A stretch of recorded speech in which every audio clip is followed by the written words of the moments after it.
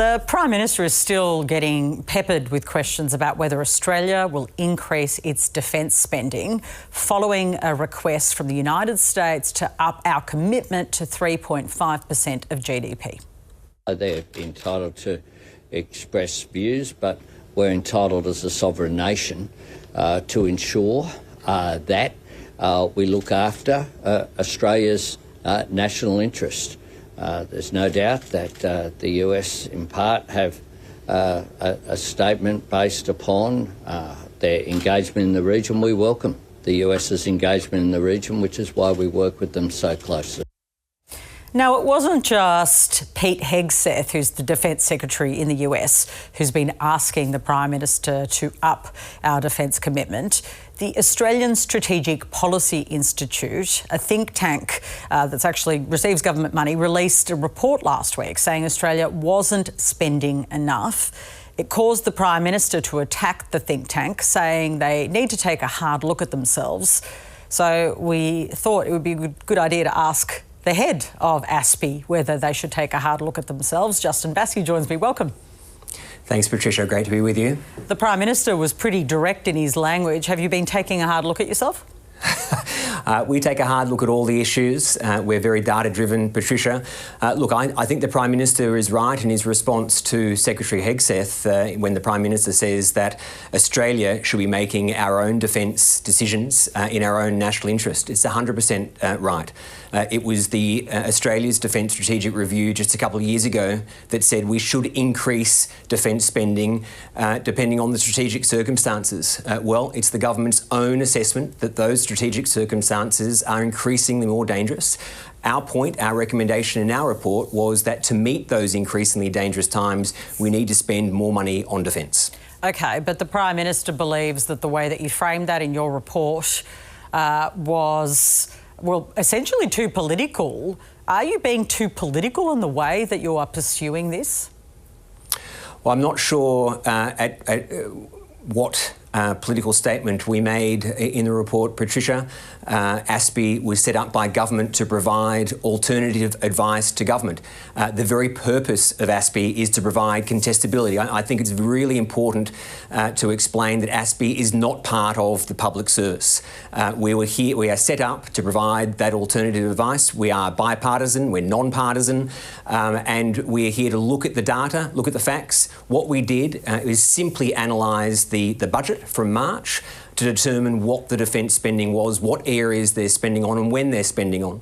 What we looked at is consistent and exactly the same, in fact, as the government's details, which says that, yes, there is increased spending on defence to come, and that's excellent. But what the budget details set out and what the Prime Minister has set is that we will increase defence spending to 2.33%. But that is 8 years into the future. That's 2033-34. Next year, 2025-26, it will be 2.05%. Our only point is that with the strategic circumstances the way they are, we've got war in Europe, war in the Middle East, we've got increasing aggression from China around the region, we've got cyber attacks on a daily basis, there needs to be a matching increase in defence and security spending.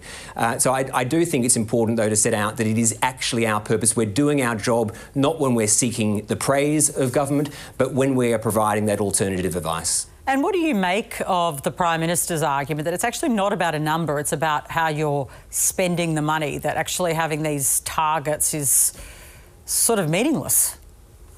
Sure, it is absolutely, he's right, that it is absolutely important how the money is spent. And over the years, there have been times when the Department of Defence has not spent money wisely, and governments of both persuasions have not made the decisions that have given the public trust and confidence that a lot of money being spent, whether you're arguing at 2%, 2.5 or 3%, it's a lot of money. So the whole point, yes, you have to, it is how you spend the money. However, I think it is, on the same token, I think having some sort of target is important to be able to bring the public along with you, Patricia. For example, NATO has had a 2% target since about 2013.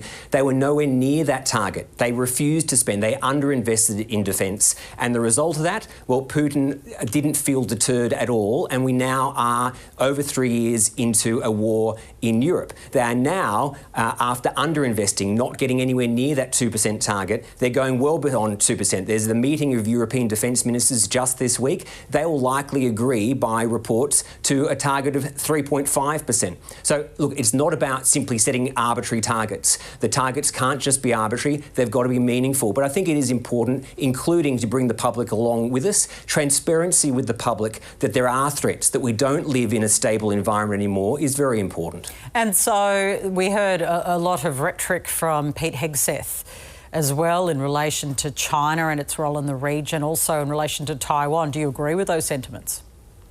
I think a lot of what Pete Hegseth said at the Shangri-La dialogue, Patricia, would be being viewed very positively in the national security and defence establishment here in Australia. Why?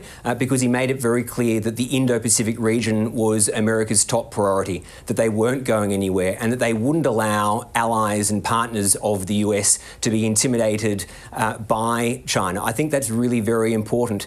Separately to that, he did say that the US had expectations that America's allies in this region, including Australia, Japan, Korea, should do more for their own security and defence. And that really shouldn't be very controversial. He said that we should be willing to have some uncomfortable conversations. And to Deputy Prime Minister Miles's credit, he said he was totally up for that conversation. Well, they're certainly up for continuing to talk about it, but there's no commitment there. You've got to have a conference. At that conference, are you trying to build the case for increased defence spending? Is that how you're using it? Well, we, as you said earlier, we released our cost of defence report last week. It's over 100 pages of analysis on rich data, the government's own budget data. Yes, we've got what will be a great conference tomorrow here in Canberra. We have the Minister for Defence Industry speaking. We've got the Chief of the Defence Force speaking, amongst others. It's not simply about ASPI building a case. ASPI is the host, but much like IISS hosts Shangri-La, it's actually about the conversation. It's about the debate. There'll be a range of voices, both those who think there should be more defence spending, and there'll be also others who think that there shouldn't be more defence spending. But that's the point. We've got to be able to have this conversation. There's got to be a willingness to have the debate and have that disagreement without it becoming personal, and to be able to ensure that there is as much justification on all sides, and then the policy makers and the decision makers can make their decisions. The UK government's own major projects agency has described the plan to build nuclear reactor cores needed to power AUKUS submarines as unachievable. Should we be concerned about the trajectory of AUKUS?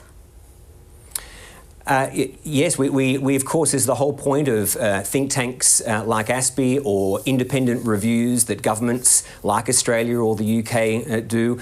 We want to, the system should be welcoming that type of frank advice, even where it might not be pleasing to the ear. We should be looking with a cynical eye on governments where they say that everything happens to be on track. We've seen, unfortunately, these major platforms in defence that take generations to design and to develop and to build. Inevitably, problems will occur throughout their life cycle.